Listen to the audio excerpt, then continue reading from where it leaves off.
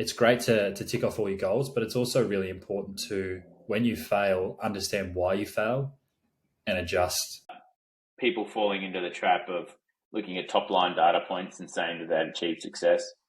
Look at the metrics that actually matter to achieving your goal and are going to actually have a positive effect. We're all part of this whole money game. This whole. And we are live. Welcome back to another episode of Beers and Business. I am Andrew, the CEO of Teamgate CRM. And I am Abe Dearmer, GM of Assembler. And Andrew has to do a rehearsal of his introduction to the podcast every time. Oh, mate, we're back. We're back for episode 2. You got me back after bullying my haircut in episode 1. And then for episode 2, it looks better now, mate. Intro. You make me do the intro. So I don't know if there will be an episode 3. The way this is trending and the way I'm being treated, but hey, we're here, got our beers, and we're ready to talk business. Hey, let's do it. All right, so today what we're going to do is we're going to look at our weekly wrap up. So, the standard things. We'll talk about what we've learned, talk about a quote that we've got from the week, and then now we're going to look at our strategy segment. So this is going to be the first strategy segment, and it's this being recorded at the end of Q1 2024, crazy to think we're already through the first quarter. And so we thought it'd be time to talk about goal setting and talk about some of the considerations, go through a bit of a practical activity and talk about why it's important to everyone. So we'll move through that. But up first, Andrew, what have you learnt this week? Yeah, so for the weekly wrap up for my theme this week is the learning of the week is SEO and the power of SEO, particularly blogging.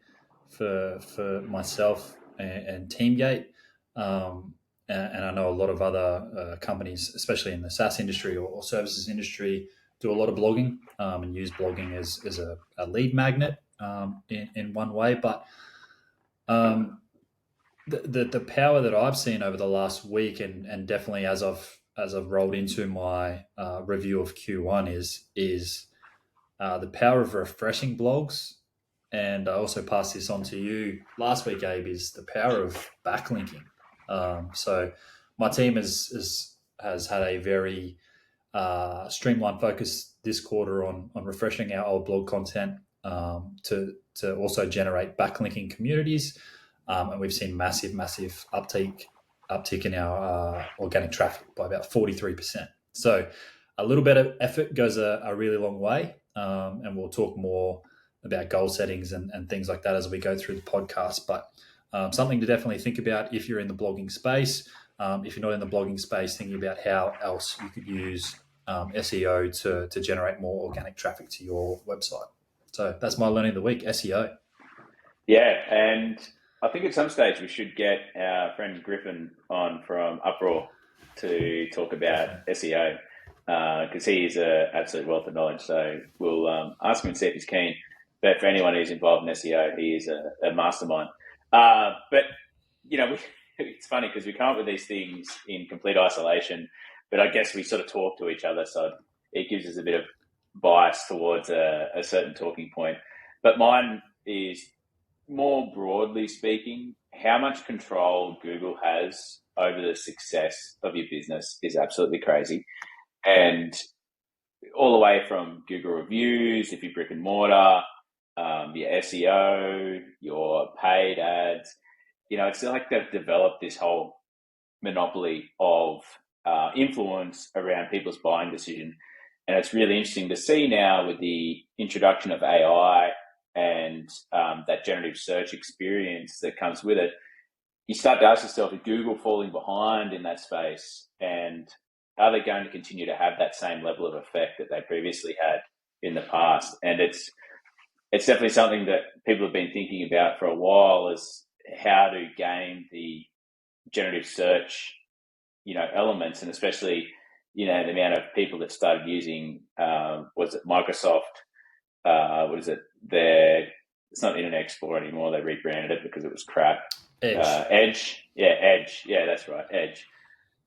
So Microsoft Edge, the amount of people that started using that now because they've integrated the AI search as a part of that. So it's just really interesting to see how people are going to take that moving forward, and as well how Google is able to keep up in that space and be, I guess, the decision point owner as they move forward. So I think it's going to be a bit of a change in dynamic, and it's going to be interesting to follow along. And it's a really big part of staying ahead of the game and understanding what people are looking for and how people are finding things, which is super important. So my big learning is that Google has so much power over the success or failure of your business. So it's either play along or you'll get kicked out. And looking forward is how that's going to change with more AI being prolific in the market. And they change the rules so often, Abe. Like Google, they even recently they've come up with a new SEO update that'll be affecting the way that search results are presented and seen within Google. So we'll dive into that more in a future episode because that's a topic in itself. But the rules keep changing week over week. So, and what about your quote of the week? What do you got for me? You're going first this week. After stitching me up. I'm going first. All right, cool. It is easy to get bogged down trying to find the optimal plan for change, the fastest way to lose weight, the best program to build muscle, the perfect idea for a side hustle. We're so focused on figuring out the best approach that we never get around to taking action. As Voltaire once said, the best is the enemy of the good. And so that's from James Clear. He wrote Atomic Habits, and it's a super interesting book for anyone who wants to try and develop habits in their life. It comes up with a pretty foolproof plan. I say foolproof, like nothing's foolproof, but he gives a good structure, I guess, or template for people to follow to implement habits in their life. And one thing that really stands out for me is that I chose this quote on purpose because I know we're going to be talking about goal setting and OKRs. And this resonates highly in that space because often, especially the final bit there where the best is the enemy of good, is that too often people try to develop the perfect product, the perfect marketing campaign, the perfect ad, the perfect blog post without just getting out the door something good and refining it as they move forward. And so the biggest thing for me is that just taking the 80% solution now instead of the 98% solution in 3 months' time is a really important learning point that I've had to go through and understand. Yeah, and I guess putting a practical application to that recently with Teamgate's workflows launch, right? It was a delayed project. We decided to just rip the Band-Aid off and get it out live.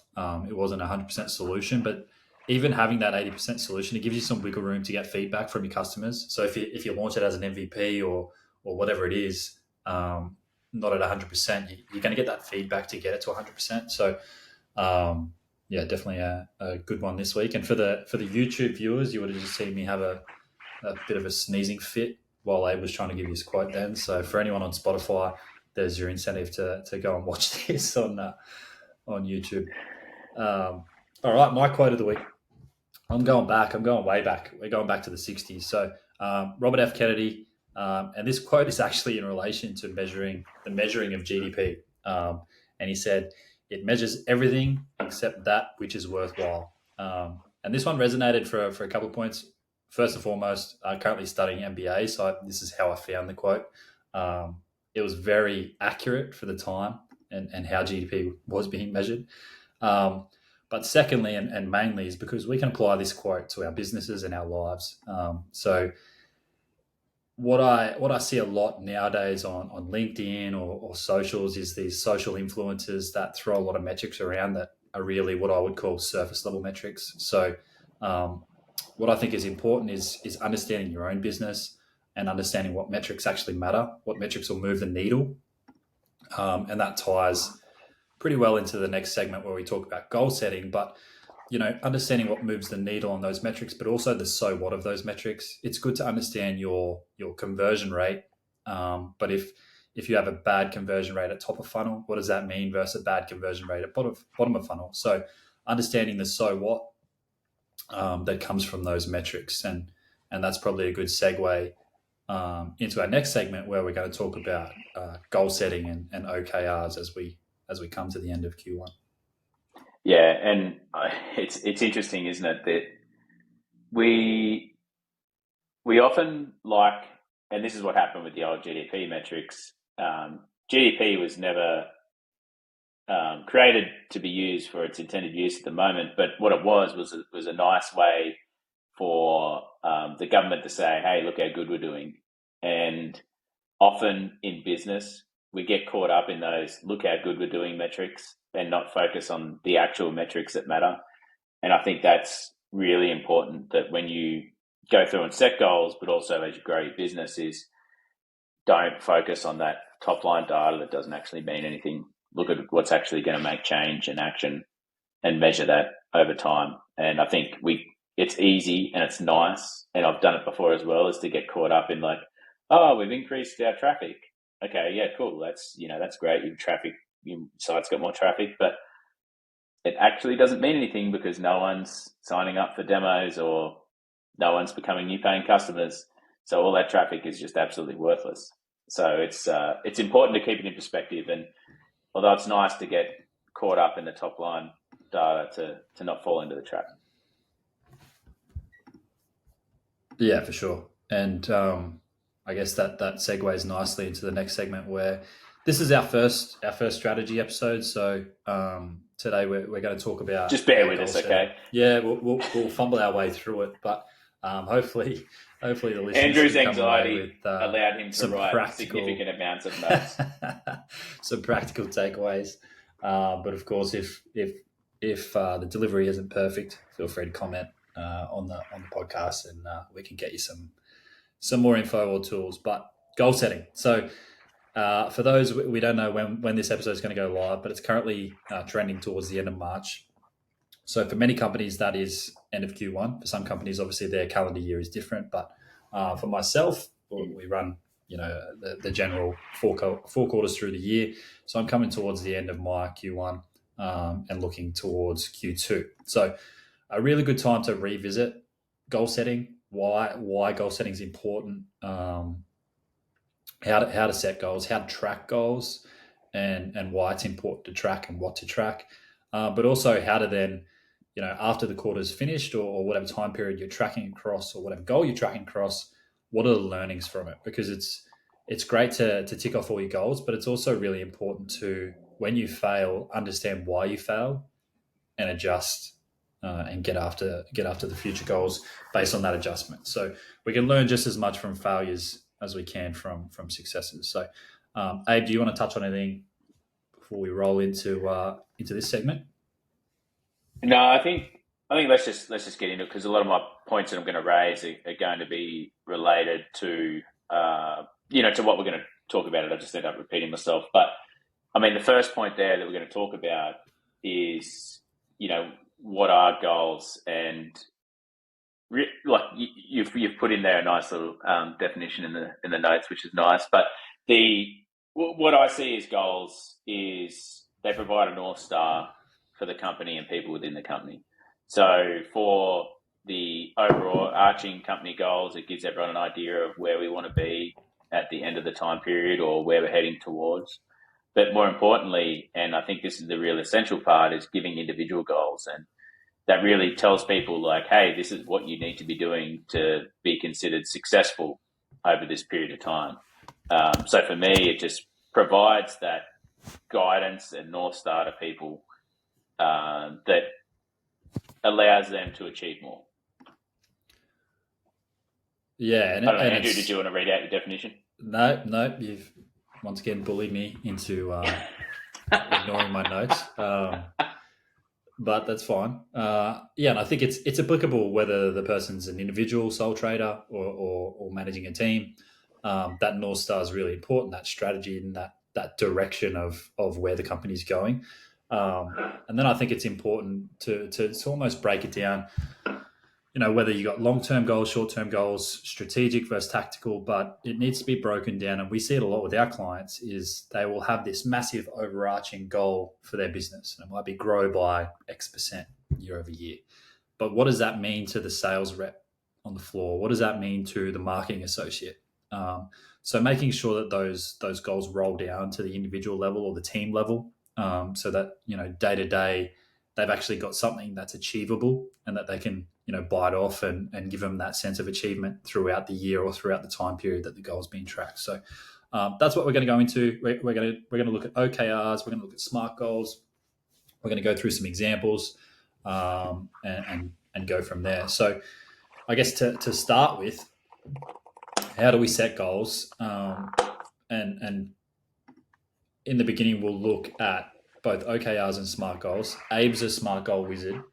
He's the one who taught me or pushed me towards SMART goals many, many years ago when I had to rewrite many of my own individual goals, which Abe kept sending back to me and saying, these aren't standard. So I guess the difference doesn't mean it's right. It just means the difference between OKRs and SMART goals. And Abe, I'll let you talk to it a little bit, but everyone's approach here is going to be different, right? So for me, for my company, I use OKRs, so objectives and key results, for those that aren't familiar with the terminology. So objectives in a way could be the strategic or the overarching goal, and then key results are the smaller bite-sized goals that will attribute to that overarching goal. So this can be at a company level, this can be at an individual level, but the overall goal is your main aim, and then the key results are the smaller goals that are going to attribute to that. Now, some people will look at SMART goals as a completely separate goal setting type, right? For me, I like to combine the two. So my objectives will be written in a SMART goal methodology. Same with my key results. So they're all sort of rolled up into one goal setting document or template or however you're tracking it. So Abe, do you want to touch on anything in regards to OKRs versus SMART goals, or how they contribute or complement each other? I guess the first thing is OKRs and SMART goals. They're not something that we've come up with. It's something that's been around for a long time. And OKRs originally was implemented in Intel, and John Doerr was is the one who sort of made them famous and went around getting everyone to subscribe to the OKR methodology. And since then, it's been used by companies like Google. If you want to read about SMART goals, and put the link in the bio as well, is Measure What Matters is the title of the book. And it goes through essentially OKRs, the history, why they're important, how to write them, and everything like that. It goes into a lot more detail. I believe that Teamgate actually has a blog on OKRs that people could probably read as well, which I'm sure will be full of very useful information. But the whole prospect around OKRs is the objective is like the big bold thing that comes with it, and the key results are the elements that you need to achieve to get to that point. And there's nothing wrong with just using SMART goals or using OKRs, but I would say that unless you have like a SMART framework, it's very hard to nail people or hold yourself accountable, I guess you could say. Hold your team accountable for achieving those goals. And a lot of people don't like SMART goals because they don't want to feel the pressure of, I have to achieve this. And we'll talk a bit about it a bit later on, but fail criteria as well is that people hate having fail criteria because it then puts this I can fail side to it. But it's important to to let everyone know, like, yes, okay, like there are successes, there are failures. Sometimes you learn more from failures than you do from your successes, and sometimes having an OKR with a SMART goal is actually, you can learn just as much by, okay, it turns out this isn't the best thing to do. We should go in this other direction, or we should keep doing what we're doing. And that's all about the test process, right? You don't debunk a hypothesis every single time. You don't achieve a hypothesis every single time you conduct a test. But the whole idea is you need to be continually testing to make sure that you're staying ahead of the game. And so, we obviously have a bias because Andrew and I follow the same framework of having OKRs and SMART goals. But what I'd say is that for anyone who's new to goal setting, keep it as simple as possible. So the worst thing you can do is try to build out this complex OKR framework. It's like, man, just start with like 3 SMART goals that are simple to kick you off, and then continue to build out your strategy. Like it's not something that you can just start to pick up overnight and run with. It's like, just start with the simplest thing. And the SMART goal is It really is simple, and there's plenty of examples out there to keep it coming along. But what I'd recommend is, if you're just starting out, start with SMART goals. If you want to get more complex and you've got the time and effort to put into it, then develop some OKRs, but keep it smart as you go through as well. Yeah, for sure. And I think a key point which you touched on is the ability to measure. So whilst it may be simple, as long as it's measurable, and you can get that end state at the end of the measuring process, right? So a good example recently I saw of a client was one of the goals was improve or enhance customer delight.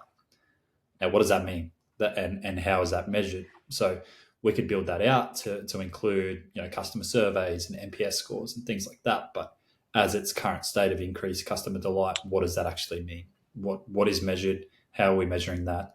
And how are we determining whether that's... I realise we may have just done a really bad thing where we didn't actually define what SMART is, the acronym. I think we defined what OKR is, but we didn't define what SMART is. So the first bit there is, and maybe we can share this one, Andrew, because people probably get sick of hearing my voice, is specific. And so when we talk about specific, it means it's got to really nail down what you want to achieve and the clear outcome. So being able to manufacture the goal in such a way so it is abundantly clear to everyone involved what you're trying to achieve. Yeah, perfect. And that it ties back to your simple part. So whilst it might be simple, it still needs to be specific. Next one, I've already touched about it. So we're starting with M, so measurable. So make sure your goal and progress are measurable. So this ties into metrics or whatever you are tracking. So it comes back to my original quote as well, making sure you're tracking what matters and what's moving the needle. So whether that's, if it's a hypothesis test, it might be pass fail, or whether the control wins or the variable wins. If it's if you're tracking goals or growth rates, it might be a percentage. So growth over 3%, fail criteria might be less than 2% or something like that. Yeah. And I think that's a lot of the things that people mess up is that measurability piece. And so if you can't measure your goal, it's too wishy-washy for anyone to execute on. So you need to be able to, almost measure it with a ruler. And I think a good reference that everyone can understand is like a fundraising goal, right? Everyone's probably seen it, the little temperature gauge that comes up, and then it's like, all right, we've got to get to $100,000. We're at 1,000, and it's very clear where they've got to get to. And if you can't put it in that perspective, as if you're filling up a glass with like key measure points, then it's not measurable enough. And I think that's a really important piece. And the next one is achievable or attainable, depending on which word of the letter A you like to use for that.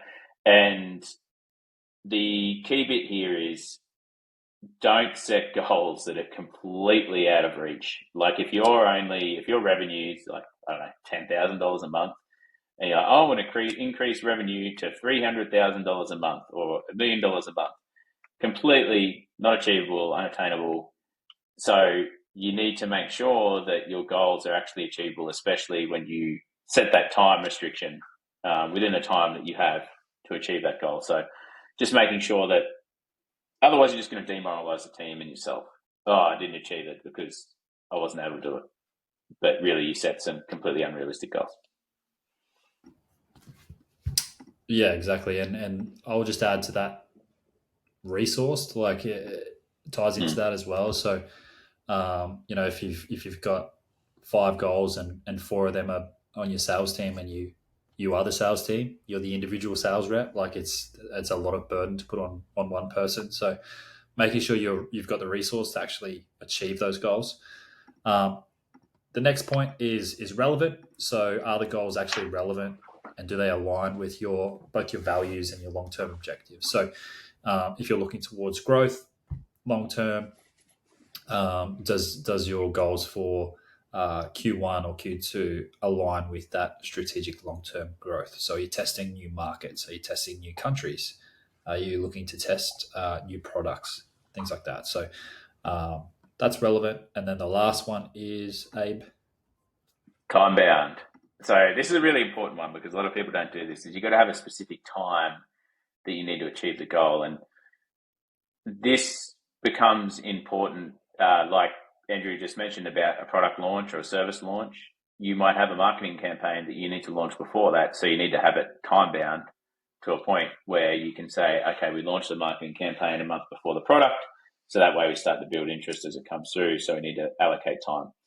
And another really important part of time bound is if you have employees, you don't want to have your timeline misaligned, which happens pretty regularly, I would say, is that you might tell your marketing rep, hey, we need to get this done this quarter. And they go, okay, this quarter, end of the quarter, no worries. But your idea is like, end of April, we need to have this launched because we need to promote the new product, which is getting released at the end of the quarter. And so being able to create that time on it is a really important point.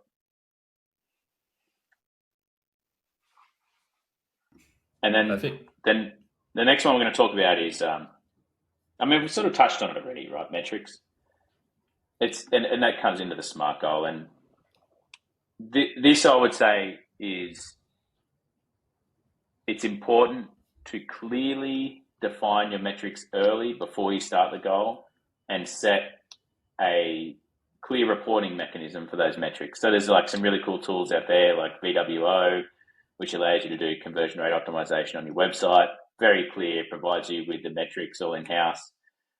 Another easy one is, revenue generated or profit margins. Really easy to measure, but choosing your metrics. And we touched on it earlier about people falling into the trap of looking at top-line data points and saying that they've achieved success. Look at the metrics that actually matter to achieving your goal and are going to actually have a positive effect on the business, as opposed to just metrics that, we've increased our visitors. No one signed up, but we've increased the visitors. Yeah, and it's we touched on the metrics a fair bit. And the metrics are going to differ from company to company. The way that you track or what you track is going to be completely different, whether you're an electrician or you're a software provider like Teamgate. So it's just important to understand what the metrics are and what they mean. So if you don't know, do your research and make sure you're also linking it to that. So what? If you're tracking certain metrics, what does that actually mean for your overall goals? You also touched on a good point there, Abe. You mentioned a couple of tools there. So some really handy tools in tracking metrics. So it's all good to know the metrics and what you're going to track, but how do you actually track it? So I think the most important part is that you do track it. That's the big thing is you're tracking it somehow. So whether it's a Google Sheet, whether it's a spreadsheet, obviously there's a lot of tools on the market. If you're in the sales game, products like Teamgate CRM has goal setting and tracking. Quick plug there. Quick plug. There's other tools. There's other tools out there. You have a free trial too. You can just sign up. It's a free plan. In the SaaS space, there is other tools like Stripe, Baremetrics. So just knowing it and probably even adding it to your goals of how you're going to track that particular goal, what tool you're going to use to get those metrics, whether it's Google Ads, Google Analytics, Google Search Console for your traffic and things like that. So just knowing where to go to find the data that you're tracking. Yeah, absolutely. The last one I'm going to talk about is just quickly. I know we want to get through a practical activity, but we just talk too much. So the next one is fail criteria. So the fail, or mainly I talk too much, but fail criteria is based around, like, if we said, hey, it's a fail if we don't complete this podcast in under 35 minutes, then at the end of the day, we'll get to 35-minute mark, and let's just say it goes for 37 minutes and 46 seconds. It means that we've failed our goal. And so having that clear fail criteria sets the standard for what you expect of people, and things don't always go to plan. And I think that's the important piece, is they don't always go to plan. So do what you can to achieve the goal. And you might set a goal as like a bit of a stretch objective, and the fail criteria is like the minimum viable point that you can get to that will achieve the outcome that you need to achieve for the strategic goal. And so I think it's important there to always include fail criteria. So when you look back at it, you can clearly say, we failed. You don't have an opportunity there to go, but like it sort of worked. We almost got there. So I'm going to say it's a success and let's implement this strategy. Whereas if you have clear fail criteria, clear success criteria, it means that if you fall short of the fail criteria, you throw it out, it didn't work.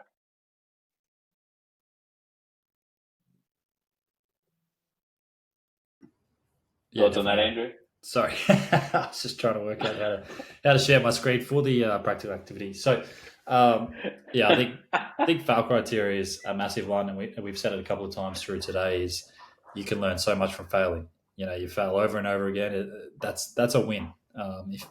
If you're failing at certain things, if you're testing certain markets and you're failing, it means you're narrowing down your ICP without having success. So, there is plenty to learn from failing as well. So, to keep it under. If anyone is listening on Spotify and not watching on YouTube, it's worthwhile just going to YouTube and watching that clip just so you can see inside Andrew's soul as he stares blankly at the screen.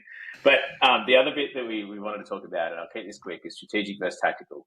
So it's important that you have a vision for where your business, where you want to be, where you want to go for your organization, whatever it may be. Have a vision, and that's where your strategic goals come in, bigger picture type stuff.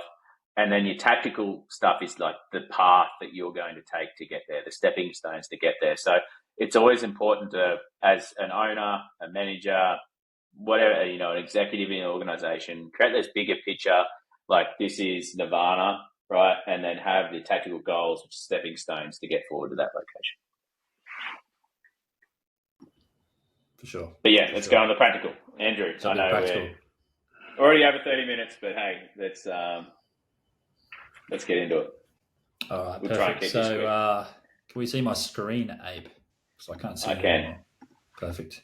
This is great. This is how we should do the podcast all the time. I can't see you, but I can see my screen. All right. So this is an example. And for those not watching on YouTube, so you won't have the video. This is just an example goal that we would receive from clients. So very generic. The overall objective is to increase revenue. And then the key results broken down underneath are to generate more customers, book more demos, resell to existing customers, launch a new product, test price increase, and test a marketing campaign. So some key results. This is an example of the goals that Andrew first gave to me before he knew about SMART or OKRs. Well, considering I was in the military back then, Abe, I don't think I was looking to increase revenue other than a pay rise, but we both know that wasn't going to happen. The government's not giving that out, mate. The government's capped our pay rises in that space. So here we are, looking elsewhere. So anyway, all right. So increased revenue is the overarching goal, and we can see if we look against this goal against SMART criteria, we're not even close. So what we'll do is really quickly we're going to rewrite some of these goals and put them into a SMART criteria. We've also got who's responsible for this particular goal, what the fail criteria is, and how to track this particular goal. So overall objective might look something more like, let's increase revenue by 2% by March 31st of March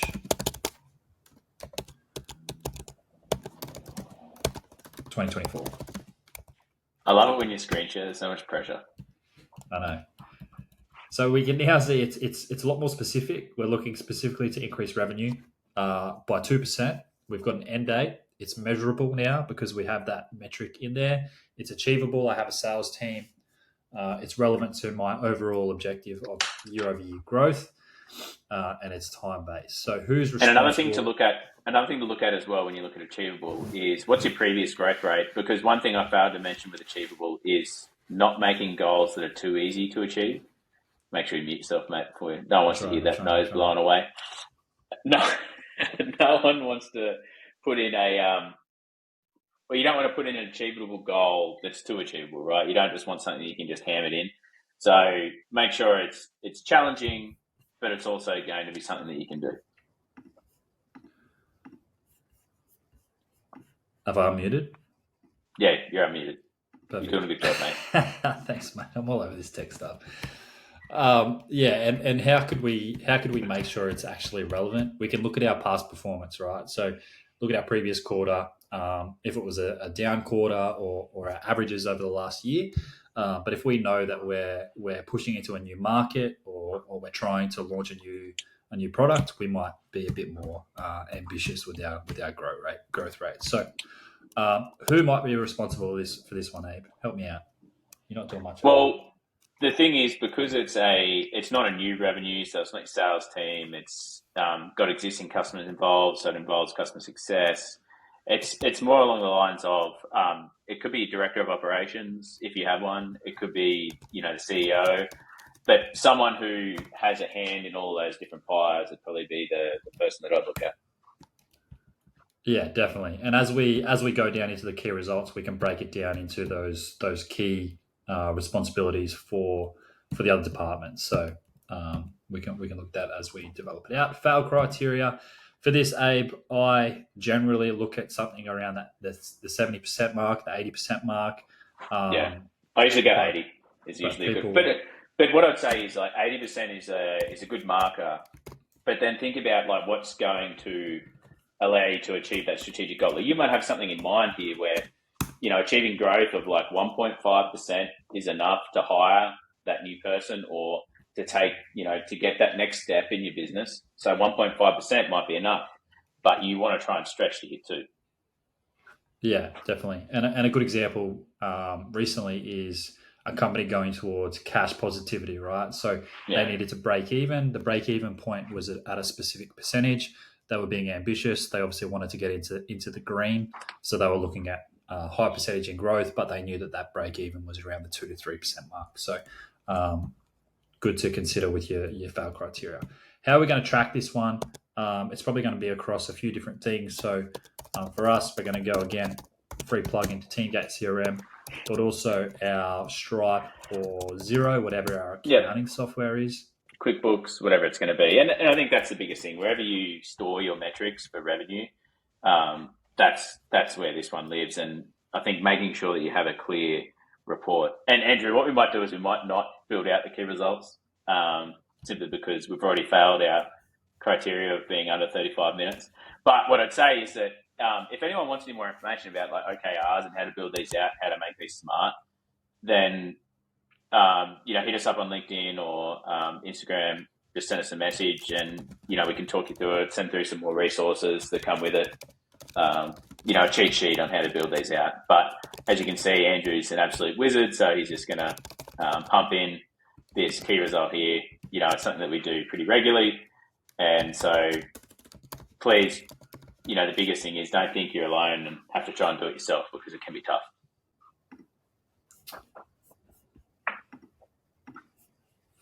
For sure. And what we might do is, we'll generate a template for building out OKRs and SMART goals, and we'll drop a copy of that, a downloadable copy in the comments section of this podcast for anyone who's listening or needs it. And if they need more details, feel free to reach out. Otherwise, check out those blogs that Abe mentioned, and we'll drop them in the links as well. Yep. But yeah, that brings us to the end of episode 2. Abe, you want to bit of a rushed ending? Yeah, apologies for the rushed ending. Look, we'll get better with our time management. I mean, we haven't over the last, I don't know how many 10 years that we've known each other, but I'm sure we'll get there in the end. But the biggest thing is like and subscribe. We'll keep trying to provide you with information that's valuable and that can actually help you make a difference in your business.